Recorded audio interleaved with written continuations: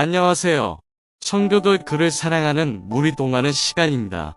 오늘은 존오은 목사님의 책 신자 안에 내재하는 죄 가운데 믿지 못할 마음이라는 주제를 함께 나누어 보겠습니다. 인간의 마음은 죄의 집입니다.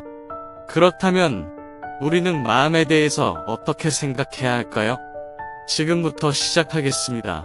우리는 상대방의 마음을 알지 못합니다.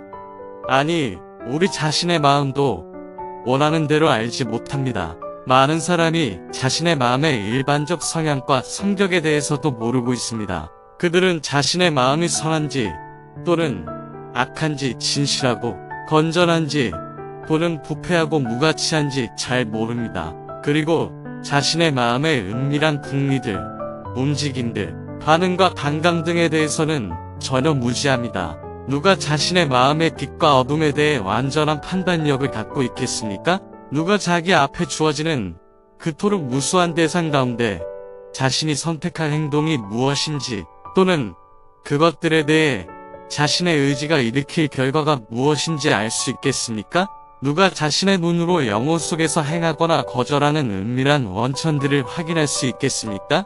오직 무한하고 전능하신 하나님 외에는 하늘과 땅의 모든 존재가 이 사실들에 대해 철저히 무지합니다. 이 파악할 수 없는 마음속에 죄의 법이 자리 잡고 있습니다. 그리고 죄의 대부분의 세력과 그 결과 나타나는 죄의 힘도 마음속에 거하기 때문에 죄는 우리 힘으로 파악이 불가능합니다.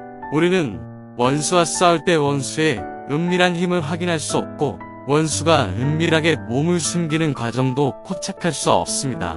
우리는 수시로 죄가 얼마나 파괴적인지에 대한 생각에 몰두하지만 조만간 심중에서 벗어나고 마는 것을 발견합니다.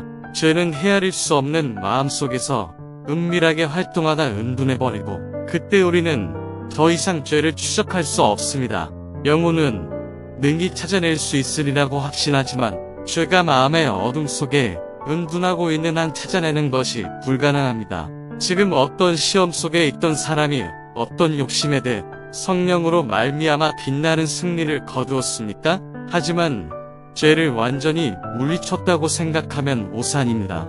얼마 지나지 않아 그는 죄가 시야에서 벗어나 은둔해버린 것을 발견하게 될 것입니다. 죄가 어두워진 지성 속에, 무기력한 의지 속에, 혼란스럽고 유격인 감정 속에 깊이 숨어버리면 아무리 눈을 부릅뜨고 찾아도 찾을 수 없습니다. 아무리 탁월한 지혜를 동원한다 하더라도 우리가 할 수 있는 일은 죄가 처음에 등장한 것을 확인하고 처음에 준동하고 활동하는 것을 포착하며 스스로 죄에 대해 반대하는 자세를 취하는 것이 고작입니다. 왜냐하면 마음의 은밀한 구석에 숨어있는 죄를 찾아내는 것은 우리가 할 수 없는 일이기 때문입니다. 이 경우 대책이 없는 것은 아닙니다.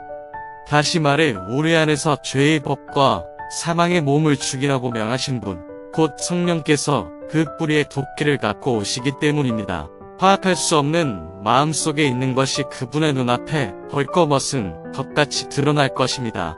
그러나 의무를 수행할 때에 비로소 원수를 어떻게 다루어야 하는지 알 수 있게 됩니다.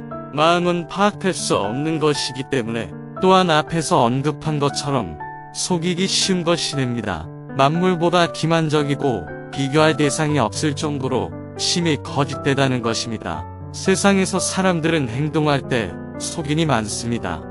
사적이든 공적이든 어떤 일을 하려고 계획하고 궁리할 때 속임이 많습니다. 말을 하고 행동할 때도 속임이 많습니다. 세상은 온통 기만과 속임수로 가득 차 있습니다. 그러나 이 모든 것은 사람이 자신에 대해 마음속에 갖고 있는 속임과 비교하면 세 발의 피에 불과합니다. 지금까지 존오은 목사님의 믿지 못할 마음에 대하여 들으셨습니다. 인간의 마음은 하나님의 은혜가 아니면 절대 헤아릴 수 없는 사기꾼입니다. 자신의 마음을 믿지 말고 흔들리지 않는 하나님의 말씀을 의지합시다. 경청해주셔서 감사합니다. 유용하게 보셨다면 구독, 알림 설정 부탁드려요.